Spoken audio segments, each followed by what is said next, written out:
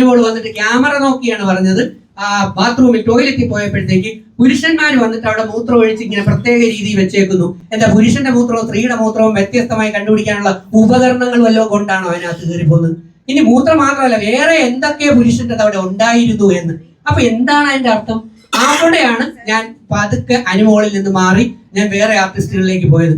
പിന്നെ അവസാനം ഷാനവാസ് നെവിൻ കൂടെ കിടന്നപ്പോൾ എന്തോ എന്ന് പറഞ്ഞ് അവനെ ഇൻസൾട്ട് ചെയ്യുകയും ഒരുപാട് പേര് അവനെ വ്യക്തിഹത്യ ചെയ്യുകയും ചെയ്തപ്പോഴാണ് അവൻ കിച്ചനകത്ത് വെച്ച് പാത്രം കഴിയുമ്പോൾ അവൻ ഇമോഷണലി അവൻ ആരുടെയും മുമ്പിൽ കരഞ്ഞ് ഓട്ട് പിടിച്ചിട്ടില്ല. നെവിൻ അവന്റെ ഇമോഷൻസ് പറഞ്ഞിട്ടില്ല. അവൻ കുട്ടിക്കാലത്ത് അനുഭവിച്ച പീഡനങ്ങളോ കഷ്ടപ്പാടുകളോ ഒന്നും പറഞ്ഞില്ല. ഞാനും അവനെ തമ്മിൽ കണ്ടിട്ട് പോലും ഇല്ല, എനിക്ക് അവനെ അറിഞ്ഞു പോലും കൂടാ.